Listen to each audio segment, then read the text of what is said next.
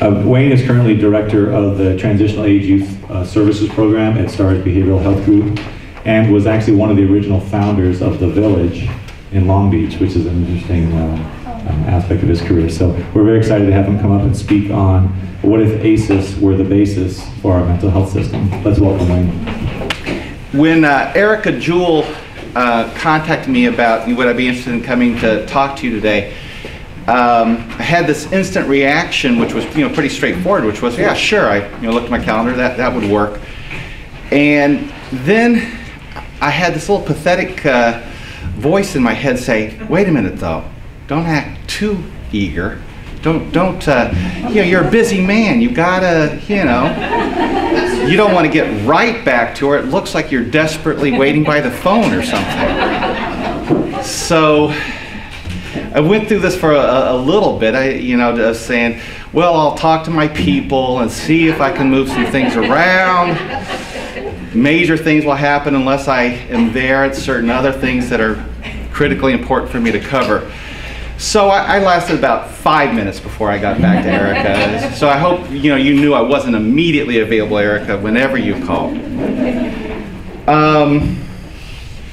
So at the name of the presentation today, as Tori said, now I like to rhyme my titles. It's just something I do. So ACES and the basis. But I was talking to Erica when I got here today, and I realized I would want to change that title to that I'm really not just talking about the mental health system. I'm really talking about that how I believe trauma-informed care ought to, should, can transform integrated health care. Because the more I just say the mental health system, we'd all agree with that. I know I'm preaching to the choir on that. But how much in the opportunities we have in the coming months and years to really understand how the kinds of childhood traumas and abuse and domestic violence really is impacting the health of our community and the health of the people that we're seeing in clinics and working with ostensibly physical conditions. But sure you're aware, but we'll go over some of the data that just is indisputably links the experience of trauma with the health status and the health risks of the people that we see in our communities. So just to mention just a little bit about my background, I did work for close to 20 years at the Village. How many of you have been to the Village in downtown Long Beach? So very important and exciting part of my own background and my own experience. I kind of still think of the Village as a kind of very intense hippie commune, that it's with all the focus on evidence-based practices, still really doesn't talk about EBPs down there. It just has this deep commitment and I'd consider it faith-based, not religious-based, but about the healing power of relationships and community and acceptance, and just bedrock things about what happens when people really believe that, act on that, feel that. So one thing that I enjoyed about that experience is we're constantly looking for what we would call meaningful roles, that it wasn't treating a mental illness. As most of you know, the Village serves adults with serious mental health conditions, most of them homeless.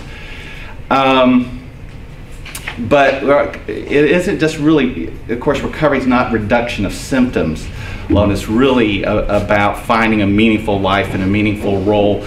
So one role that I got to work on quite a bit with quite a few people is we had a rock band there called the Delusions.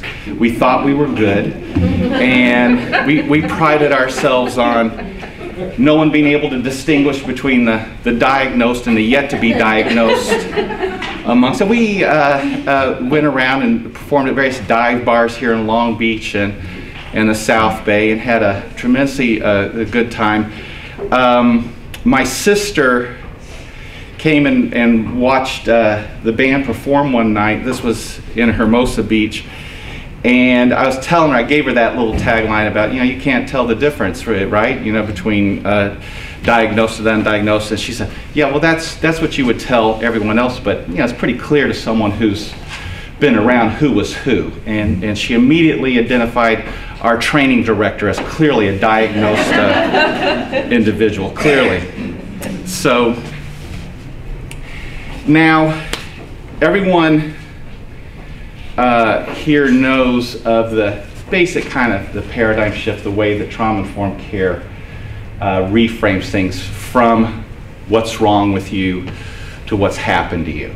Now in that phrase, I find there's a great deal of power and importance in how I do a lot of training, how the staff I work with really embrace this in working with transition age youth, that the respect and the meaning and what I would call it, how much better engagement is when we shift from our jobs is to observe and document and use our highly developed vocabularies to describe every pathological impairment, illness, deficit, all in that very deficit base, but to really kind of get an understanding of what's happened to you. Now, in transition age youth, that's still critical.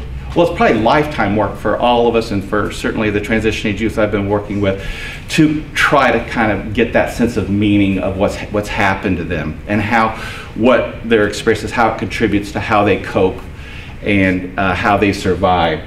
So we're going to talk about how that shift plays out in services some. So let me just talk a little bit about that shift, about how I believe it really improves a sense of connection, of meaning, of in our work with traumatized people. One of the key things that I've been interested in, I'll tell you this story that kind of I think illustrates the point. My introduction to trauma-informed care, the member, we call him the client, who was one of my first teachers, I think, or at least the first time I kind of opened my eyes, was a young woman named Angela, 20 years old, and this would be almost going on 10 years ago now. I have the privilege or the excitement to still be in touch with Angela, so I know she's doing well. But 10 years ago, Angela was in the Twin Towers jail when I first met her. And my job as the head of the TAY Academy, we started the Transition Age Youth. That's on 7th and Cherry, still there. It's got Forte on the side. That was my name, by the way, Forte. I thought no one really appreciated no one, let alone the youth, ever had the appreciation for the witty idea I had there. But so we started the TAY Academy. Part of my job was to do all initial assessments and evaluations. And one that we did in the early going with the new Mental Health Service Act funds was we also did outreach to the jails, and so we had referrals. How many of you been to the Twin Towers jails, been inside there? What a incredibly intensely re-traumatizing place. I first interviewed Angela as she was handcuffed to the little table right outside her cell. I thought my best engagement work is with people who are handcuffed. And this was, I know you can get used to anything, but this was wild. You hear just everyone howling and screaming obscenities, and you're trying to talk to a young woman who was just horrified, terrified beyond words. And of course, like any sensible person, you will say anything to get me out of here. And she'd sign up for electroshock or whatever I had to say. Yes, please, I will do it, whatever you say. So I told her, yeah, Angela, you certainly meet the criteria, and we'll be glad to work with you when you get released. Now, as typically happens at the Twin Towers Jail, I'd like not to think that they do this purposely, but I always imagine someone at Twin Towers Jail going, it's Friday, 4 o'clock. Should we call them now to say we're releasing her? No, let's wait a little bit longer. Let's see if we can catch them right before people are going to go home for a weekend. So got the call late Friday. Angela's being released, come pick her up. Now at this time, I was very happy to have immediate shelter for Angela, because as the critical survival issue is like, someone's being released from jail, where are they going to sleep tonight? So had worked very hard to make arrangements with a local Long Beach sober living home, where we had an arrangement where we would pay for the bed as soon as we'd had these kind of situations of needing emergency access to housing. And I used to use hotels in Long Beach before I slowly caught on to how much they were centers of crack and prostitution that I was placing my jail releases. And so sober living was clearly superior, has on-site supervision. So Angela arrives with what I call TAY luggage, which is a hefty bag of every earthly possession she has, and drive her over to the sober living home, get her situated, tell her, you know, see her Monday. So everything's good, except starting that night and then in the morning, my phone was just blowing up with calls from the sober living manager, who I regarded as a pretty solid guy, saying, come get her out now. She kept everyone up all night. She kept playing the stereo. She's oppositional. She got in everyone all worked up. She won't follow any routines. She refused to go to bed. We were all on edge here. We all want her out of here. Come now. So I was scrambling to think, can you at least hold on to her? Can you at least allow her to stay until Monday? We'll come up with some other arrangement. I didn't have a plan B. And I did have a staff who went out and talked to Angela, took her out, just took her to a local park, just to kind of try to de-escalate things and talk to Angela for a while. And we did manage to get her through Saturday night, Sunday night.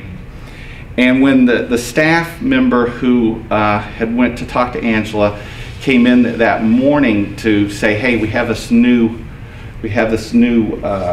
member that's been enrolled in our program. Now, usually, I want you to picture these kind of staff meetings when you're going to decide who's going to get the new referral.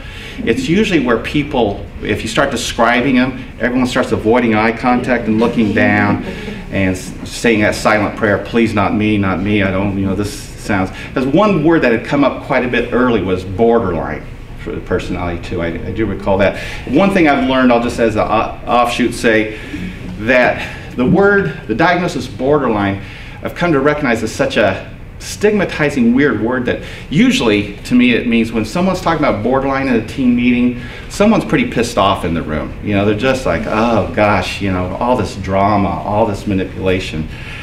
So that word had come up, but Jennifer, the staff, had described really, a little bit of Angela's story that she had talked about at the park, which was that Angela had been sexually abused for several years by an uncle, and that when she did disclose, that her family really ended up rejecting her and saying she would have to leave home. Now, then we started to put a few things together. Also thinking, I put her in a home with all male managers and asked her, here, sleep in this house of strangers. Let yourself be vulnerable, let your guard down, and she wasn't going to have a minute of that. And I began to think of how ingenious, how brilliant it was for her, how she coped immediately. Keep everyone awake, keep everyone paying attention, never put yourself in a vulnerable position. She definitely, at that time, she never did sleep under the covers. She always would when she lay down, sleep on top. But all the things that she did that were, brilliant survival strategies for her in this environment, what I thought was a great resource, which is better than homelessness, I generally think, but still for her were terrifying. Now, one reason I also get out of that story is I began to think about the impact of trauma on this young woman was also how that immediately transformed a lot of that anger from the sober living manager, once she actually shared with him a little bit of her background, all that labeling and distancing and anger at her oppositional behaviors really melted away with just like, with a story. It makes sense. I can understand why you would be distrustful. I can understand why you would not want a male authority to be telling you what to do. And so it immediately depersonalized it for him, and she was able to just go on and stay there once they had an open communication to understand, this is what I need from you, and it's not about you. I mean, she didn't really have the insight enough to say it's not about you, but just saying, I need a room where I can feel safe. So the staff also immediately, more turning towards that compassion and empathy versus that borderline, oh God, borderline type of sense. You know, we have a person with a story here that the way that she has coped and the way that she has adapted makes sense. So this trauma-informed, this trauma lens piece that I'm referring to has the power to me for, first of all, it's important to the person, I believe, in coming to some understanding of themselves. Now, I'll be talking much more later about my growing objection to diagnostic labels. That she certainly came with, I looked through a chart, I recall at least seeing, 7 of them, of different labels, everything from mood disorders to bipolar to, as a child, she was oppositional, defiant, to ADHD, all these kinds of things that for Angela, would any of those labels give her any sense of what's understanding herself and having compassion towards herself versus I have some sort of brain disease, I have some sort of genetic biochemical imbalance that will require medications the rest of my life. Is, these things that I do, including she did do some cutting as well, is really in this context of trauma makes sense. That they're not aberrations and inexplicable illnesses and symptoms, but things that make sense. Starting with her, can she have compassion for herself is part of it. And as you all know from trauma-informed care, self-compassion is one part of a key thing to help people be able to start recognizing how deeply sometimes they loathe themselves and think of themselves as damaged and think of themselves as sick and unworthy of love. And so the compassion for self, I've already mentioned the compassion staff and others can have for them and their families, that all these behaviors that drive you nuts, once you kind of understand where they're coming from, you can have a much less sense that this isn't really a personal to me. So I'm going to talk some today about increasing the recognition and appropriate treatment of trauma. As much as trauma-informed care, I believe we're all conversant. We've all heard about that. I still think, and I'm open to disagree, I think we still have a long way to go. I really do. In both, I think trauma, for some reason, I'll tell you, is still very much underreported. I think it's under-recognized. And I say something contradictory that I'll explain is, I think it both increases, there's a much higher likelihood for the wrong, inappropriate treatment for traumatized people. So they get over-treated in one way, primarily medications, over-treated, and yet they get under-treated in more of the kinds of talk therapies, or just a plug for next month's presentation, EMDR, which very many other very promising practices that I think have been proven very effective. So I think, especially if you're poor in Long Beach or California, you're very likely to get a bunch of what I would regard as inappropriate treatment. So we'll talk about that. A mislabeled patient is bound to be a mistreated patient. So if ACEs were the basis, we might not really describe Angela or the other people that we're seeing as, oh, well, that child's a conduct disorder or one of my favorite, intermittent explosive disorder. Occasionally, for reasons we don't know, they just go off. I don't know, it just happens intermittently, I just think we really probably haven't done our jobs yet in a trauma-informed way to really understand. There's clear triggers there. We don't know what they are, and they probably don't know what they are yet either. from a trauma-informed, it would start a separate list of questions. Now, just one other sidelight on that. ADHD, I've been talking with some of you already about. Now, lots of controversy here, but my experience of seeing an awful lot of children right when they're aging out of, for instance, foster care, aging out of very dysfunctional homes, have the label ADHD. But one thing I realized with many of those youth, it isn't a question of a deficit of attention. You know, it's not like they can't, it's like, but they are clearly paying intense attention to a whole lot of things, and it isn't Mrs. Johnson's math lesson, but it is about how will I get home tonight, who will be there, how is there, do I smell alcohol, do I hear certain words, how, you know, in my neighborhood, who will be around that I will connect with. So while I do think such a thing exists, attention deficit, I think there's a tendency for us to see lots of distractible, impulsive children who are in a survival mode, you know, who are paying quite close attention just to different things than we would like them to. Now, the one last thing I'll mention on this slide is just that if we were to take a trauma-informed approach, if we were to think of ACEs, and I know I haven't explained ACEs yet because I think I mentioned it, Paul said you've had some ACEs training. I'll talk a little bit more about it. But if adverse childhood events, ACEs, then I think the other problem we have in our current diagnostic system, current mental health system, current healthcare system is still not thinking of the context, the environment that our children, our youth are coming from, and what kinds of impacts toxic stress has when you have substandard housing, food insecurity, immigration status, encounters with police that don't go well, substandard schools, many kind of issues that are a constant oppressive force in many of our children and youth lives that we are going to treat for the symptom, and we perhaps don't pay enough attention, of course, to the environments, the gang violence, the substance abuse that these children come from. So having an appreciation for a context of the environment of where, now that's good old social work 101, but one I think often gets lost in our mental health and our healthcare system.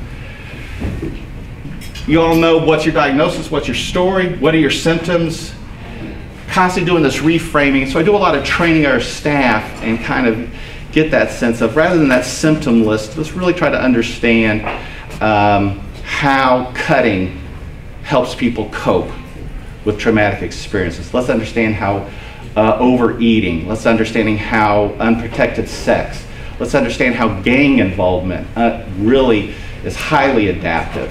And on that note, I'll mention a quick thing about a gang member I was working with here in Long Beach, that I came from a place of that I really had a strong sense of judgment for a gang member, and really had to be honest with myself and try not to be honest with my staff that I really didn't want to serve this guy, because I had this built up sense of the harm that he and his gang, and it had been in the news lately in Long Beach how it had been involved in this murder.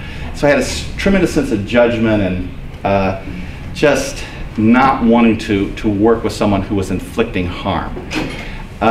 We did accept him and work with him, but one thing in the approach that I'll describe a little bit more later, just kind of what's working and what's not for you, is I got educated again. That like gang involvement, once he was breaking it down for me, is how do you expect me to walk from my house to the clinic and not get jumped?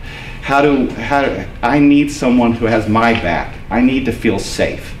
I need to have a sense of belonging. I need to have a sense of people looking out for me. All of that, like, that really makes sense. I really, from that standpoint where you live, being in a gang makes sense, and I could get over my sense of judgment.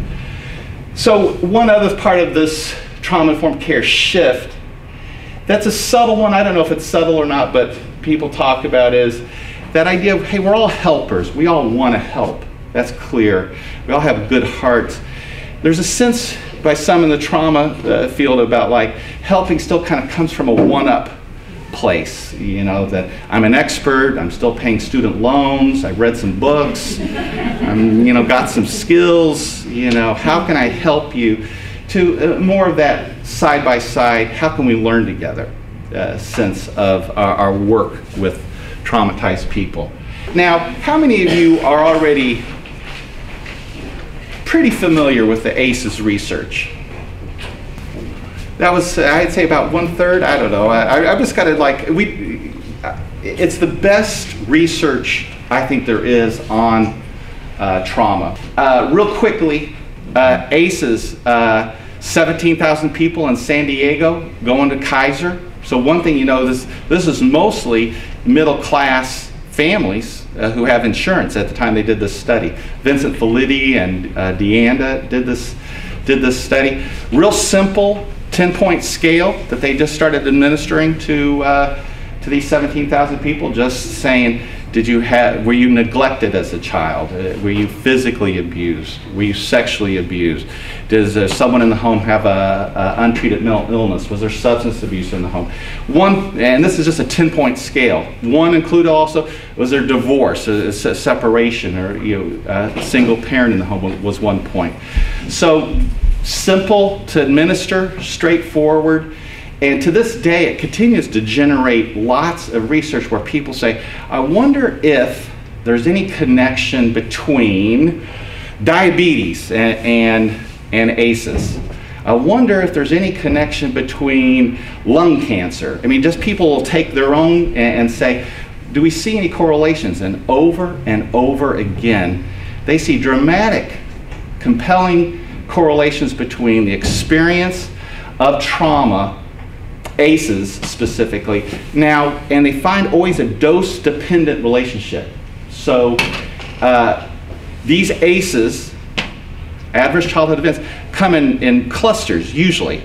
You typically, if there's substance and addiction in the home, there's likely to have physical abuse in the home, and more likely to have domestic violence. If I didn't mention domestic violence in the home, that it was clearly one of the 10 point. So they tend to come in clusters. So they say you have an ACEs score of 3, the risk and the probability that you will develop a large variety of risk behaviors and physical healthcare conditions is tied. They can see it go up from 3 ACEs to 5 ACEs. The probability clearly follows it. So you have pretty compelling evidence that, hey, there's something going on here. So at the bottom of that pyramid, you see the actual events. I think the second one is the neurodevelopmental impacts that we'll talk about. It's just kind of building up from that foundation of these kind of impacts that you have the neurodevelopment impacts. So I'm going to revisit this in a moment, but neurodevelopment impacts is how the brain is getting sculpted, getting wired, getting encoded. If it fires together, it gets wired together.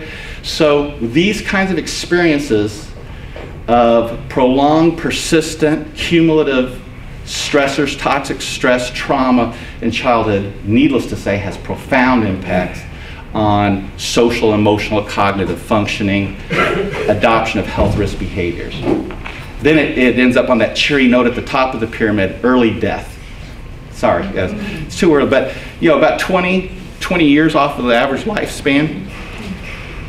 So if you haven't ever looked, you'll see this all over the internet.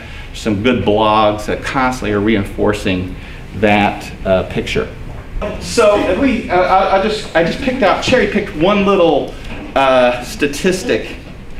One little statistic that I think that I just jumped out at me. ACEs score of 4. ACEs score 6+. 6+. 4,600 times more likely to be an IV drug user.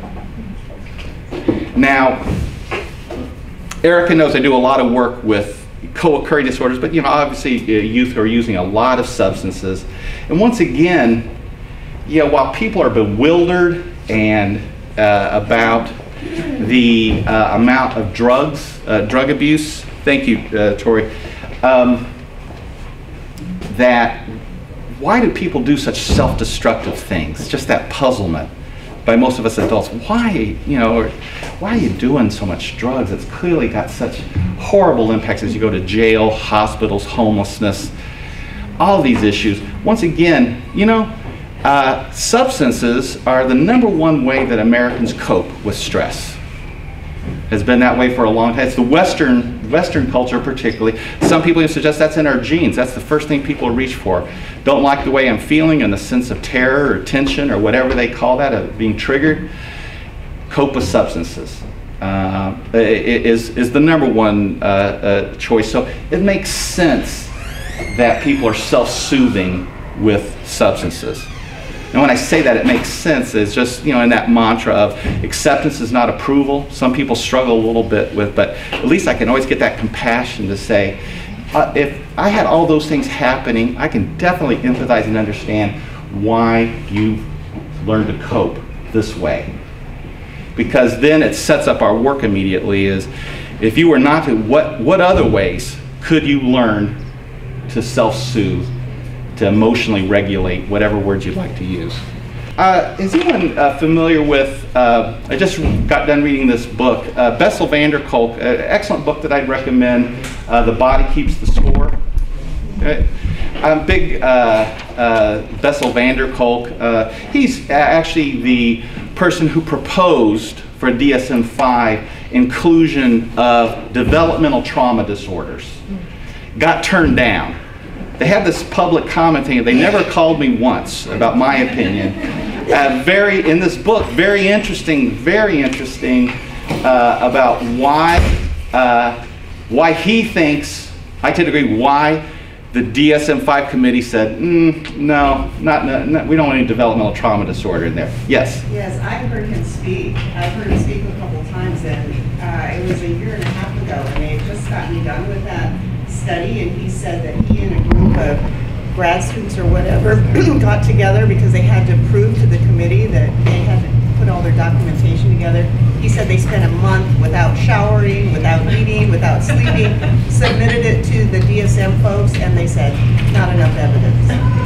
Well, it's just amazing. It's amazing, and I'm going to resist. Boy, I would love to talk about it because it's really interesting stuff about what he thinks about why they turned away from this powerful concept that's the elephant in the room.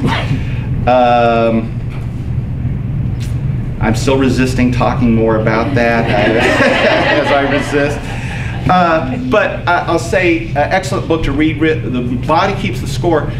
The importance of why I bring this up today and having an understanding of developmental trauma, with whether DSM-5 recognizes it or not, is present and exists in a big way. That's just my opinion. But developmental trauma, there's 3 characteristics of developmental trauma the way van der Kolk proposed it.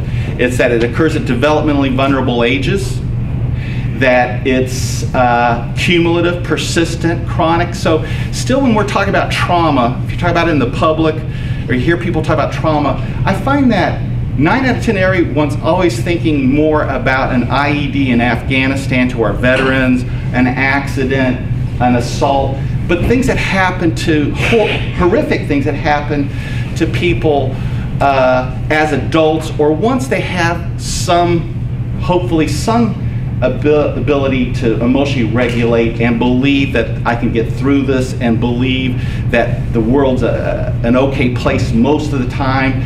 That when people have that, that's still tremendously devastating to cope with trauma. The important part of developmental trauma is it's the experiences at vulnerable ages that impair your ability to believe that the world's a safe place, that you can trust someone to help you. Because the third characteristic, I said there was 3 characteristics: developmentally vulnerable ages, persistent trauma, and the third is that it's at the hands of a caregiver. It's at the hands of the person that you need to rely on for your survival. Those 3 things are the major things that would characterize developmental trauma. Now, I'd like to drill down just a little bit more on that just to say, actually think about in ages 0 to 3, this is why I think trauma is so underreported, is that that's when the survival brain, the way that we cope about attachment. We learn how to self-soothe and emotionally regulate, usually at the hand, with our moms. Maybe an enlightened dad or two, but mostly at our moms. It's where those mirror neurons are, where I'm hungry, I'm cold, I'm bored, I need to be held. You got an interaction going. And usually moms are, oh, poor baby, you lost your binky. I'm not going to try to do all those things right now, but you know what I'm talking about. That's where the brain gets sculpted, like, okay, I'm kind of, someone cares about me at some deep level, not a verbal level. And so we don't have a lot of time this morning to get into it, but why that's important and has the implications about how we respond and how we help people with those kind of experiences is, first of all, oftentimes they're unaware that they're still talking about a trauma of being bullied at school. But these are experiences that are pre-verbal. So Vanderkolk talks a lot about encoded, imprinted. Why he talks about it, the body. You've often heard traumas in the body. But it's also the implication of why talk therapy is not likely to relieve that kind of distress. Next month, June 11th, EMDR is one of his methods that doesn't require, so why that's important to me, and maybe you guys are in the Geico ad, hey, everybody knows that, Wayne, it's like, but why that's important to me is I've always had a long-standing faith or belief that really that trauma resolution, being able to overcome trauma, had to do with telling that story. This is what happened to me. Having someone witness, this is what happened to me. There's a lot of approaches, one being EMDR, that says, you know what, that's not really necessary. As a matter of fact, it can be re-traumatizing when people tell a story and don't know how to, it's in their bodies, it's not in their verbal, it's not in their prefrontal cortex. It's stuck in the emotional survival brain. So, lots to that, a lot about attachment, attunement.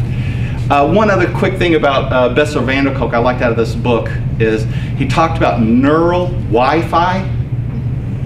And like I started to get this, kind of like we're all in these clouds that we all are exquisitely sensitive to people's tone of voice and facial expressions, the most subtle changes in people's muscles in their face. We aren't even aware how much, but that's really the primary road where communication is occurring. There's blah, blah, blah, lips moving. Then there's all this communication about people's body language, face and tone. I was telling a friend last night, I think the people who most understand this is Disney. You start looking at how they're doing animation now about what people's eyes and faces do when they're experiencing something, is you kind of get this. I also had to think it's the source of a great deal of conflict with my wife. Been married 31 years, and I continue to have this conversation. It's like, you're irritated, aren't you? It's like, I'm always clear. It's like, I am so clear and not, no, I'm not. Yes, you are, And then, of course, that always goes to the very mature level of this. Now you're pissing me off, okay? Now, because I wasn't irritated, but now because you keep asking me. But she just picks up on things in my face that I wish I could disguise, but they're there. And I guess I'll just have to learn to roll with that. Yes, I'm irritated.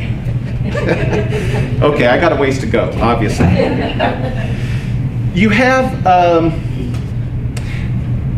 so at least before I move from developmental trauma and recommending the book, The Body Keeps the Score, I just want to call that to your attention because, again, I think PTSD continues. Now, van der Kolk would maintain as diagnostically, the vast majority of children would not meet criteria of PTSD. So that's not an available diagnostic label, so to speak, if you're strictly applying PTSD, as that so much refers to people who've experienced traumatic events while already having some capacity to self-soothe or believe that that there will be a tomorrow, or I can get through this somehow, or that I can get help for it. So in your handout on the back side of this, and you don't need to move, Paul, I'll come right back. You have just this trauma-informed inventory. I just want to go over this real briefly. Let me just quickly tell you what I'm shooting for on this form, trauma-informed inventory. I know you have many different models of EVPs, all with impressive length of letters and acronyms that spell out things. All I'm trying to do here is, this is the training I do with my staff, to kind of at least conceptualize whatever models and whatever vocabulary you use, that you have at least 3 ways, a minimum of 3 ways, to teach emotional regulation. Or call it affect modulation. But for God's sake, don't ever use those words with the youth. We don't have to use this jargon that's like so removes from human experience. I did hear a youth yell out once, as, "How's come I'm emotionally dysregulated when you just get to be pissed off?" You know, it's like, right. Let's talk about being upset. Let's talk about a lot of terms we all can universally identify with. This isn't about pathological sick people. This is the human experience of where we can really feel extreme distress and what happens when we feel angry and upset and scared. This inventory, I just have the idea of, it's like a pegboard, and I realize maybe a pegboard is kind of like a male thing maybe, but I have this neighbor who has a garage with pegboard with all his tools on the pegboard. He even has the outlines of what tool goes there. I'm keenly aware of this because there's a shovel that I have not returned to him. And so he's always aware, and I'm aware. I don't go by his house right because I still have his shovel. It's like, where's my shovel? So being mindful of what you and your staff need to know, and can always add, there's always cool ways, different ways to teach emotional regulation. For instance, to a 5-year-old, a 10-year-old, and a 20-year-old that are developmentally attuned. Cultural, you know, what are the images, what are ways that work better for some people at different ages, different cultures. So that skill of being able to tailor, and I'm focusing on emotional regulation, particularly because I think it's at the heart of a lot of what Vander Kolk or Bruce Perry, many of you heard of, the boy who thought he was a dog, also really talks about, they call that the low road, or working from the bottom up, is helping children, youth, adults learn how they can feel back in touch with their bodies, and that they have skills that actually can help them feel better. It's a complex task, but we won't. So that inventory is just a way that I track in my agency. Tell me about ways that you can engender hope in someone. Tell me about a way that you can help someone cognitively reframe. Tell me about a way that you take care of yourself, that you're mindfully, like in this work, you really have to get up your own game on how you take care of yourself. So it's just a pegboard, an inventory. It's what we use at my agency for kind of trying to track our own skill development. 7 practice tips in 7 minutes. Can he do it? I don't know. The flip side of that sheet that I passed out has a do you know someone who has been traumatized? So I believe we don't educate enough about trauma. Sometimes we have to, in our systems, our process, we are asking people about horrific events in their life before they really understand, let alone, is it appropriate for me to really talk about these things when I don't know you, don't trust you? So we use that sheet, do you know someone, as just a dialogue starter. And it's safe enough. Do you know someone else? I'm not saying, have you been traumatized? Have you been sexually abused? Were you neglected? Let's just talk about trauma. Let's try to keep it in plain English. What are the kind of common things that happen to people? Usually we're normalizing this, constantly saying, a lot of people that we see here, a lot of people have these kind of experiences, and we help them and work in these ways. And I'm still not asking them, was this you? They can at any time say, yeah, this has happened to me. But it's their prerogative to talk about when or with whom they'd like to share. What are common ways people cope? So just a way to start a dialogue. That hey, should we? So we post these around our agency, but we put them in our welcome kit. And what we've learned, or what I've become a fan of, is education, especially that weird word psychoeducation. Usually as staff, I usually see a finger come out as let me drop some knowledge on you, let me teach you a few things. Is rather than I'm going to lecture you right now, let's just make sure we just start talking. And the one way we teach our staff to do it is elicit, provide, elicit, or you can ask, tell, ask, but it's just starting with, and young adults are particularly responsive to, tell me, what do you know about trauma? Do you know anyone who's ever had those kind of experiences? Tell me what you've heard. What's the word on the street about trauma? Let's just start there before I launch into my academic explanation. Not that you would give an academic explanation, but starting with respecting that you know a few things. Your cousin Joey told you a few things. You've read a few things. You've watched the internet about a few things. Then you ask permission. Hey, that's pretty good, what you know. So because we're such advice givers, or at least my training with staff is, we are a bunch of intense advice givers, problem fixers, and we just got to accept that. We're just people come out of school ready to give that advice and tell people what's what. So ask permission. Hey, would you mind if I told you a little bit more about how this impacts people? Just ask them permission. That's the provide. And then the elicit that you end on is, hey, out of all that you've heard about, is anything stand out to you? Is anything you want that you're more interested in? Anything that you think applies to you? Depending on where you're at with the relationship, how they're responding to it. I've already talked about the adaptations rather than symptoms. Psychological formulations. That comes with a lot of different words sometimes too, but we're just trying much more to say that we know we've engaged with the youth when we can share a story. I could meet with I keep on picking on this poor lady like it's about her, but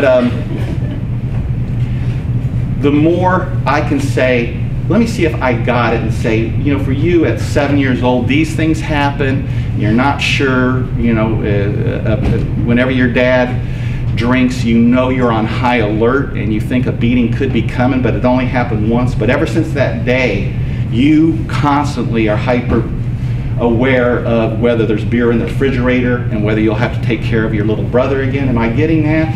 And then you went to school. So the more I can convey that I get it in a story, a psychological formulation, versus you have intermittent anxiety, and let's see, you had a recent onset of some paranoid ideations, is that right? No youth or child in the world is ever presented with, I really need some help with this recent onset of depressed mood, and I need to reduce my angry incidents from 5 to 2. That's really what I need. So really trying, how do we, psychological formulation is a way to say, let me frame the goals in your terms too, about how you would, what words you would use, what would make your life better. I mentioned the what's working, what's not conversation, but that's that's at the heart of motivational interviewing, which many of you are familiar with. Motivational interviewing constantly seeking to make sure I validate and understand. So let me see if I get it that like you cut because it helps you focus on external pain and not feel so much of the internal distress or fear that you do, and it makes you feel not numb. And so the more I can say, this is what cutting does for you, the more effectively I'll be able to help reduce cutting if I understand this is what it does for you. Are you interested in any other ways to help that process? Just moving to ice cubes in your hands, for instance, or many other grounding techniques that help people get in touch with their bodies. So I mentioned the bottom-up somatic approaches. This is just, the high road is generally where most of us therapists live. We are verbose, verbal people, and oftentimes we're not as much, the bottoms-up low road is, what Vanderkolk considers strategies, somatic strategies that help people regulate their own physiology, rapid heartbeats, shallow breathing, muscle tension, adrenaline, all kinds of things that their bodies are, and words will not get that rewired. No matter how much insight they get, that won't really rewire the physiology of their trauma response. One other, I'm going to say have fun. I'm going to skip that last one. Now, I'm a strong believer in us having fun with our clients, with our members. Be serious about having fun. It's an incredibly important trauma-informed care intervention. Now, if Medi-Cal auditors and other people say, hey, you're just throwing the Frisbee out there, you're just shooting baskets, right? Or you're just like playing Uno, what? You know, call it negative arousal reduction, you know, but for all kinds of reasons, traumatized people, a sense of playfulness and curiosity is a big part that they're starved for, to understand what that experience is like to feel. Because to enjoy yourself, you have to feel safe enough that this is something I do not have to be on guard about. And it's something that I don't think we do enough of. So please go back to your agencies and say, we need to start to have some more fun around here. Anyone familiar with John Briere? Really wonderful. Did he come here?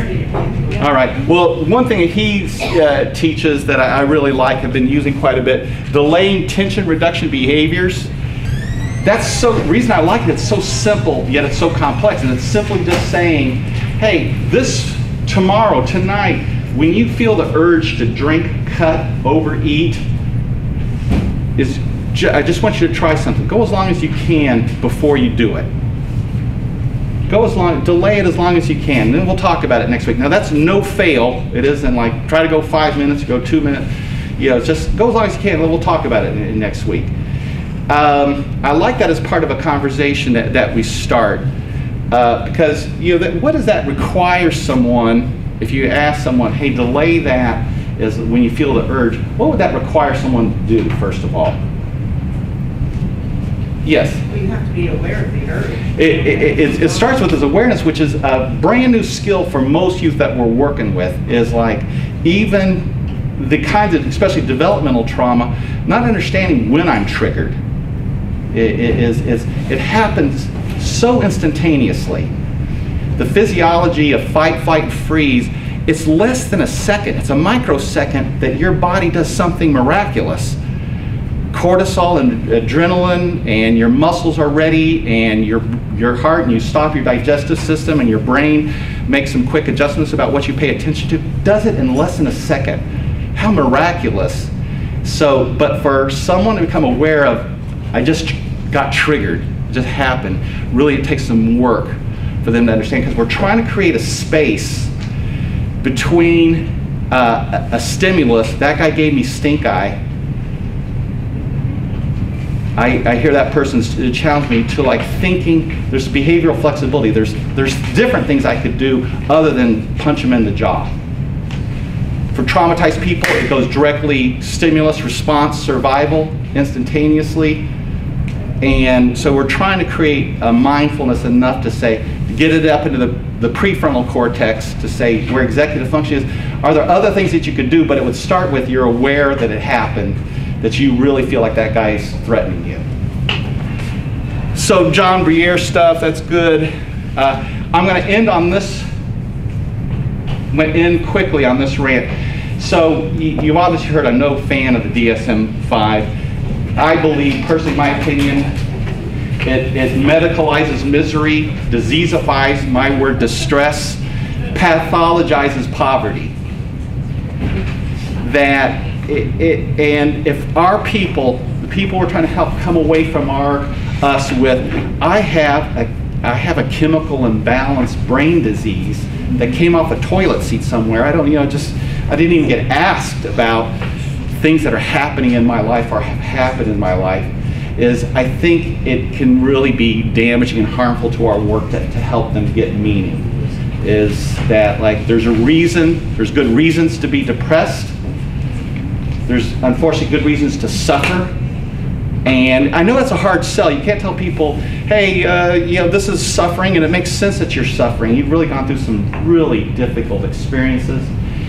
I got lots of stories of hope how people have been able to get through those.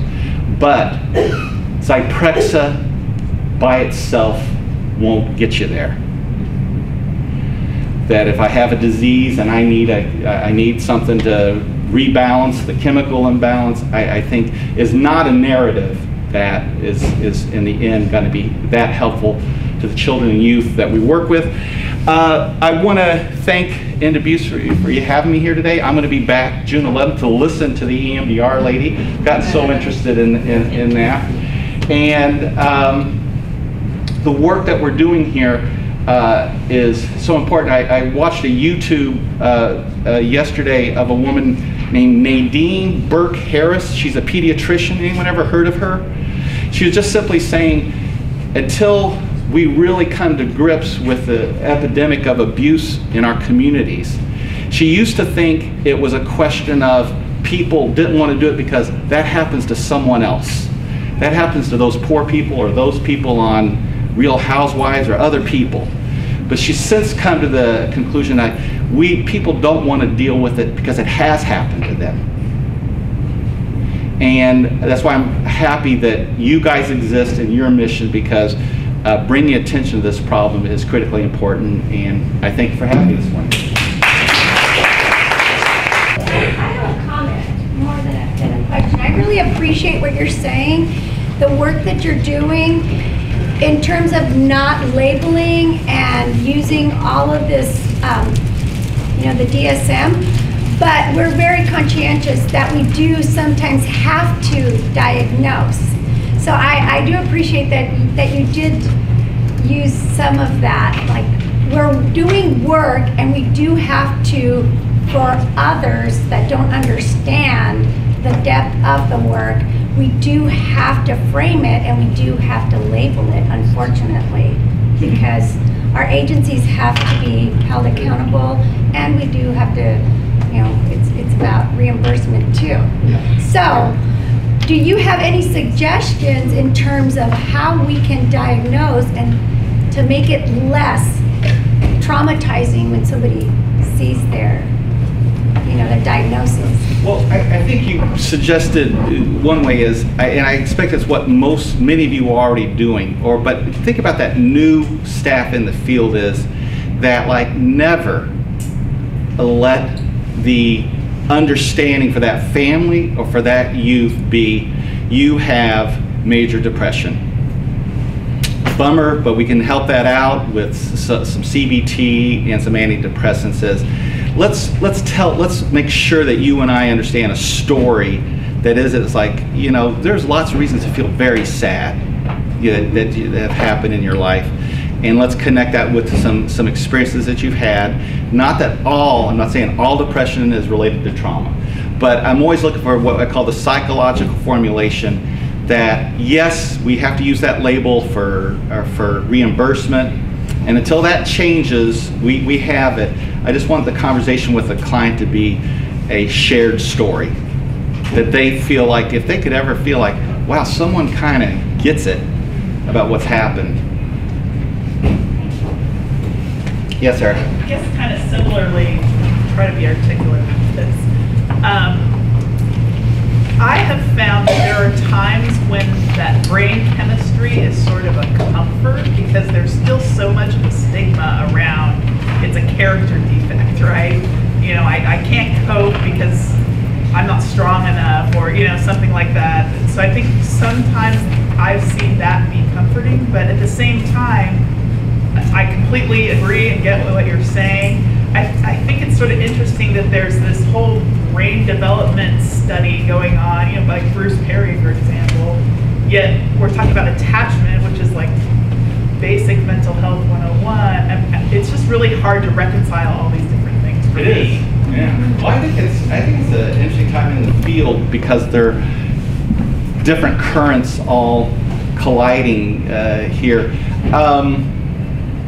So I'm just there was a question you had and I picked up and then I forgot what it was, but you actually said something. but I forgot what the Just question talking was. about how the brain chemistry and having people Oh, understand. I know what it was. that's part of The medical model, so, you know, there's a huge industry out there. We can lose weight by strapping on a dominator and it'll do 300 sit-ups for us, you know, and trying to sell. You'll suffer some, you'll feel these feelings for some time to come. And if you work really hard, you got a pill. You know, most of us, you know, prefer that. So we believe, or at least the way I read the literature is, people should have the option. If they want to, if they talk to a psychiatrist who says, no, it's just you've got a shortage of dopamine in your brain.